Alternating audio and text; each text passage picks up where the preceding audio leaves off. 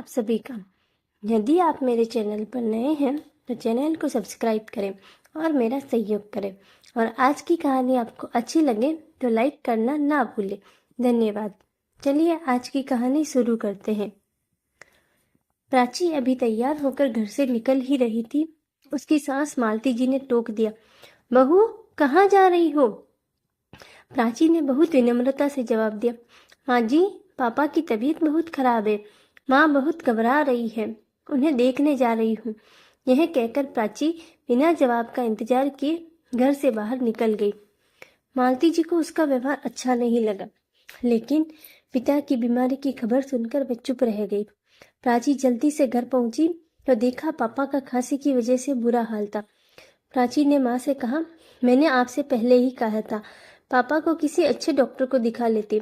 खांसी बढ़ती जा रही है, लेकिन आप दोनों किसी की सुनते नहीं हो। तुम पापा को संभालो, मैं ऑटो लेकर आती हूँ, हम बड़े हॉस्पिटल चलेंगे। प्राची पापा को लेकर अस्पताल पहुँच गई। वहाँ डॉक्टर ने उन्हें एक इंजेक्शन लगा दिया, जिससे उन्हें कुछ आराम मिला। डॉक्टर ने प्राची से कहा, देखो अभी तो हम इन्हें एडमिट कर रहे हैं, कल इनके सारे टेस्ट करेंगे, इसके बाद ही ठीक से इलाज शुरू होगा। प्राची पापा को एडमिट कराकर घर पहुंची तो उसके पति अमित उसकी प्रतीक्षा कर रहे थे। अमित ने जाते ही प्राची से पूछा, कैसे हैं पापा? तुम तो उन्हें देखने गई थी, कितनी देर लगा दी? तुम्हें पता है ना, माँ से खाना नहीं बनता, आज सब भूखे बैठे हैं, कम से कम पापा को तो सोचती। अपने ही घर जाकर बैठ गई। यह सुनकर प्राचू की आंखों से आंसू छलक उठे। उसने किसी तरह अपने आप को संभालते हुए कहा, पापा की तबीयत बहुत खराब थी, उन्हें हॉस्पिटल में एडमिट कराकर आ रही हूँ। आप सब बैठिए, अभी मैं 10 मिनट में आप सबके लिए खाना बना देती हूँ। यह सुनकर अमित का गुस्सा कुछ शांत हुआ। उसने कहा, नहीं रहने दो, खाना मैंने बाहर से ऑर्डर कर दिया है, तुम बस माँ के लिए 1-2 रोटी सेक देना, मैं बाहर का नहीं खाती। तुम जाकर नहा लो, हॉस्पिटल से आई हो। प्राची को अमित का उसकी केयर करना अच्छा लगा। मैं जल्दी से नहाने चलेगी। नहाकर उसने माँ जी के लिए खाना बनाकर उन्हें परोस दिया। वह जल्दी जल्दी खाना बना रही थी, उसका मन पापा की ओर लगा था। पता नहीं अब कैसे होंगे। वह फोन करना चाह रही थी। सब काम जल्दी से निपटा कर वह छत पर चली गई। वहाँ उसने माँ को फोन लगाया।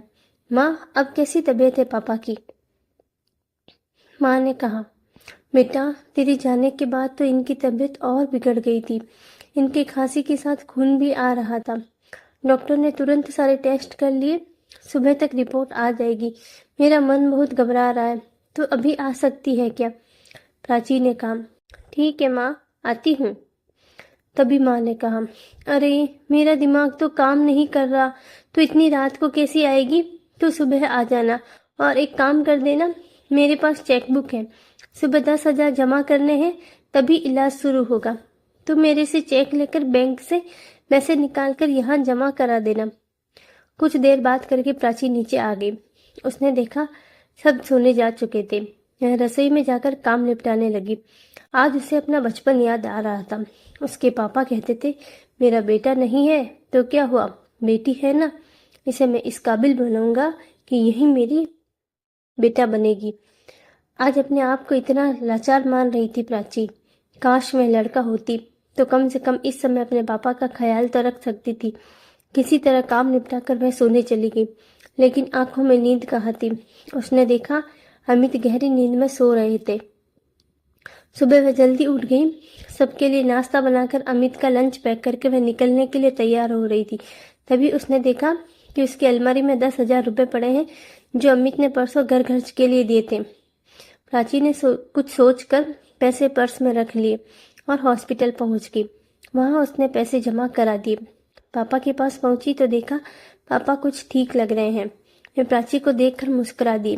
तभी माँ ने कहा, बेटा ये चेक ले जाकर बैंक से पैसे निकाल कर जमा करा दे, तभी रिपोर्ट मिलेगी। प्राची ने कहा, माँ पैसे मैंने जमा करा दिए थे, अभी घर जाऊंगी तो बैंक से निकाल लूंगी, पापा का इलाज अभी शुरू हो जाएगा। यह सुनकर माँ ने कहा, अरे बेटा तूने यह क्या किया?